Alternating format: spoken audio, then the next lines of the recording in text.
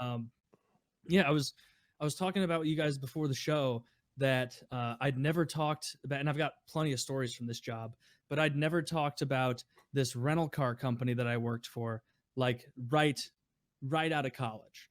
And because it turns out that when you graduate, this was like 7 years ago, 2013, when a lot of this happened, 2013, 14 mostly, and I worked at a rental car company, and it doesn't really matter what company it is. It's the kind where you have to dress up like you're going to a bar mitzvah, and really you just look like a retard renting cars in a suit, which sucks.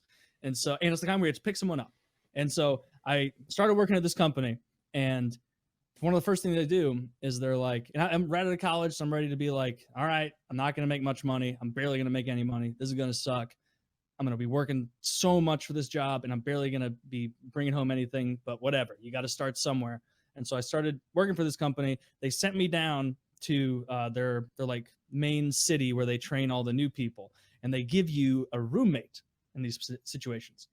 And they pair you up with a random guy.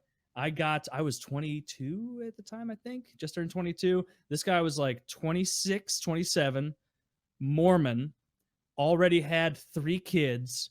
And there's an old adage. When I lived in Idaho, I learned a lot of Mormon adages. And one of them about Mormons is never go fishing with one Mormon because they'll drink all your beer. Always bring a second Mormon so that they won't drink in front of each other. And so I'm like trying to get ready for my first job and training and stuff. And I'm like, man, I had no perspective. I'm just worried about not getting something right. And so we get in there that night. I'm like ready to buckle down and study the little book and everything. I'm in the room, and he comes in and he's like, hey, you're Taylor, right? And I'm like, yeah, you must be Andy. He's like, yeah, real nice to meet you, man. Real nice to meet you. So where are you from? We have this little talk, and he's like, yeah. So what do you want to do tonight? I was like, we're on a work thing. It was my first ever work trip. And I was like, I assume you do work all the time on these. I'm trying to learn so I don't look like a fool tomorrow. And he's like, nah, I'm sure we'll be fine. Listen, you want to like go to a bar or something? And I was like, not particularly. It's already like 9 p.m. And he's like, how about we do, there's a liquor store across the street. Let's go to the liquor store and we'll get a couple things. I was like, all right, I'll have a few beers tonight. And so I go over to the liquor store with him. I grab a 6-pack, and I'm just waiting at the front for like 5-6 minutes, which is a long time to wait, standing there with a guy you don't know. And eventually I'm like, where the fuck is this motherfucker? And I start walking around, and he is like picking up every bottle of liquor, like fascinated with it. Like, oh my God, like the forbidden fruit for this guy. He loads up a mini cart with, we're there for 4 nights, and he has enough booze for us to go on a 3-week bender. Both. He has no idea how much this. He loads it up, and he's coming to the front, all fucking smiles, this guy. He's like, you got all your stuff? I'm like, got like 1 6-pack of Bud Light. He's like, all right. So we check everything out, go back to the room. I start like drinking a beer while I'm doing everything. I turn around after maybe 15, 20 minutes. He's drank half a bottle of vodka by himself, already blackout drunk. And this guy stayed blackout drunk for the next 4 days. He was showing up to like the work things drunk. He was out of fucking control. We would finish something up.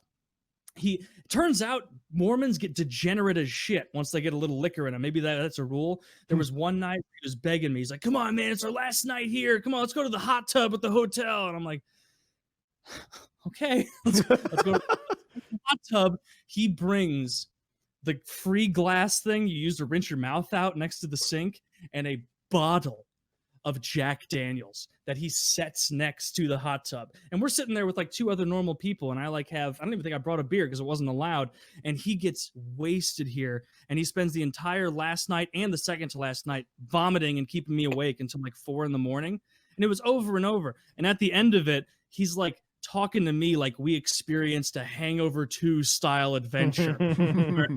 It's like, man, crazy times, right? And it's like, I haven't been drunk the whole time we've been here. I've had like 3 beers at a time. And he's like, nah, dude, we did crazy stuff. Anyway, dude, see you later, bro. Reheard from him because he worked in a different state, different area. He had to go to rehab for alcoholism, which apparently started on that little trip he and I had. So I got to watch the beginning of a flower blossom of addiction. And I actually encouraged it because I thought he'd be able to handle it. So yeah, that guy did it.